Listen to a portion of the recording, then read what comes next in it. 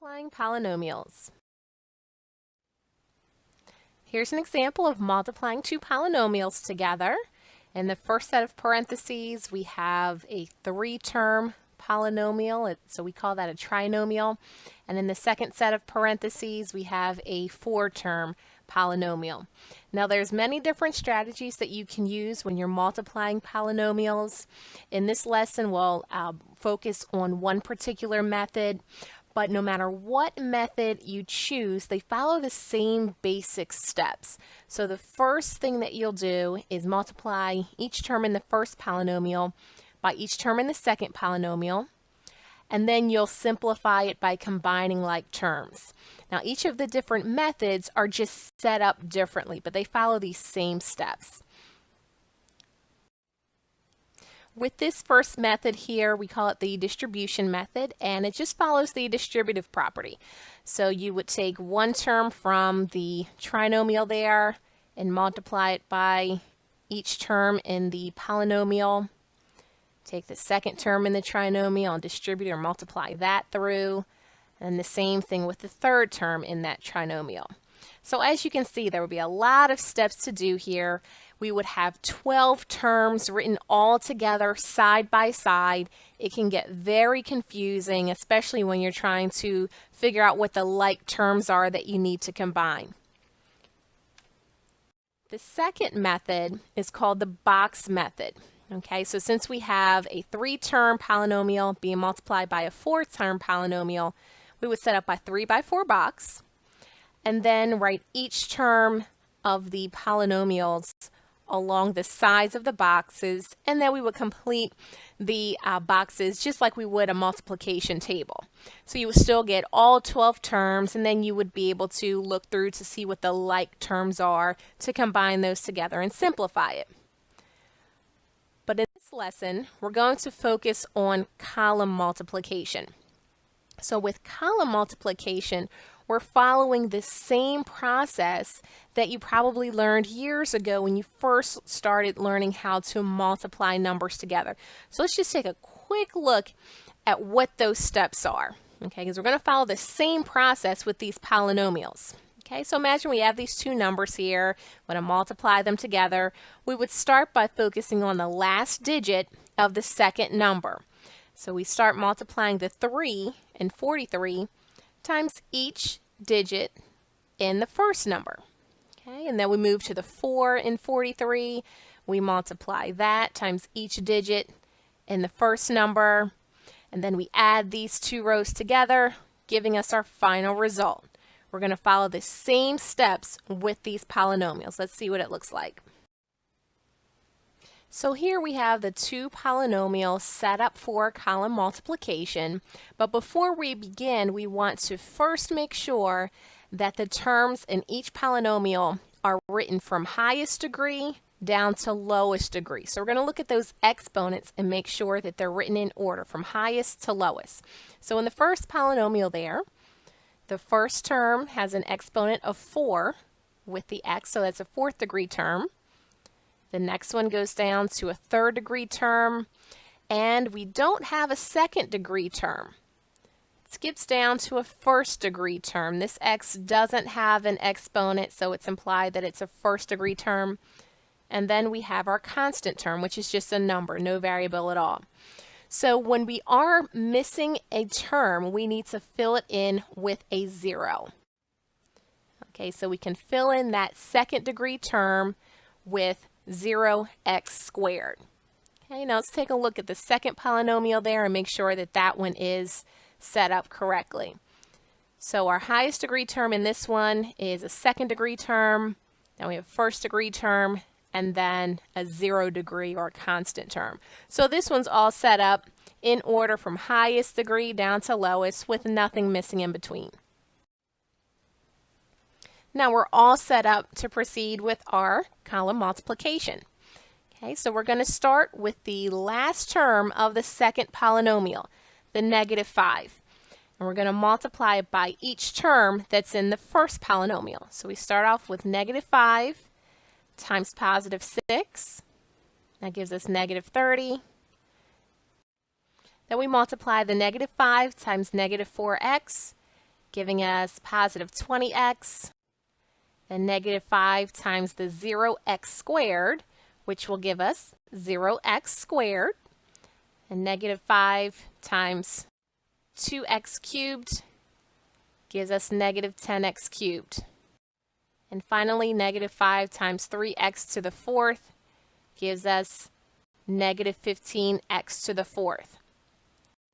Now we're going to follow those same steps, but for the next term over in that second polynomial. So we'll multiply that positive x there times each term in the first polynomial. And here's our result. Then we do the same thing with this 7x squared times each term in the first polynomial, giving us this result. Now, just like before when we were multiplying with just numbers, the next step is to add all of this together. Now, as we were going along, we made sure that all of the like terms were lined up together, one underneath each other.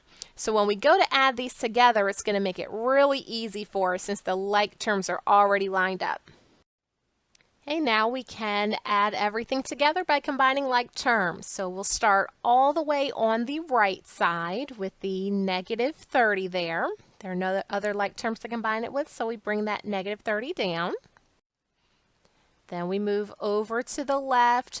We combine these two x terms to get 26x.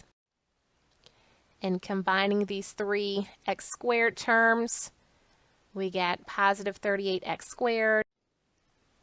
Combining the x cubed, or the third degree terms, we get negative 38x cubed. And for our fourth degree terms, we add those to get negative 13x to the fourth. Adding these two fifth degree terms, we get positive 17x to the fifth.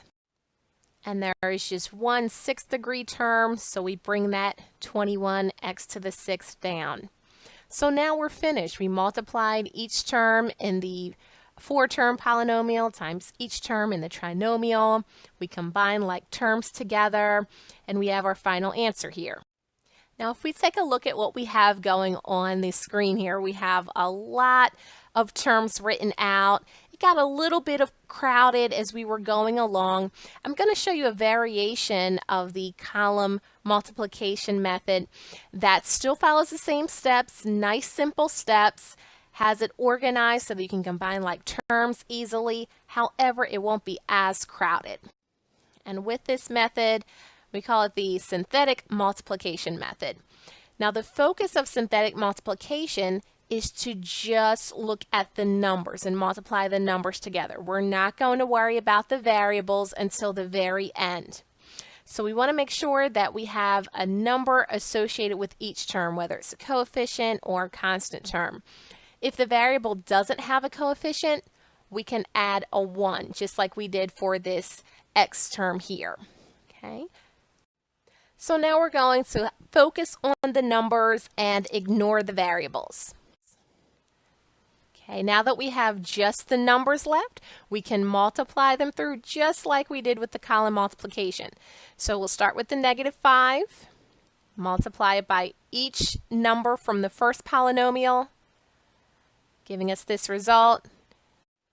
Move over to the plus 1, do the same thing there. And then finally to the 7, multiply that through. Okay, and now everything is set up. All we have to do is add these together, add the numbers that are in the same column together, which is just like combining like terms. Okay, and there's our result. So we're not completely finished because we need to put those variables back in. So how do we know what variables to put and where to put them? Okay, since we originally organized our polynomials with the highest degree first, filling in any missing degree terms with 0, we can know that the numbers that we have here are already set up so that the highest degree term is in the beginning and the constant term is at the end. Okay, so starting all the way on the right, the negative 30, that's going to be our constant term, so it's just a number. We won't put a variable with it. Then when we move over to the plus 26 there, we'll make that our 1 degree term. Okay, so just putting the variable x. And then we can move over to the next term to the left. That'll be our 2nd degree term. So we have x squared. Then our 3rd degree term, 4th degree, 5th degree, and finally our 6th degree term. So now all of our terms are in order from highest degree down to lowest degree. So here is our final answer, the same result as when we included the variables with the column multiplication the first time. So now it's your turn to try. Find the product of these two polynomials by multiplying them together. You can use the column method, or if you prefer to use the synthetic multiplication method, you can use that as well. If you need more time, you can pause the video and then we'll check your answer together.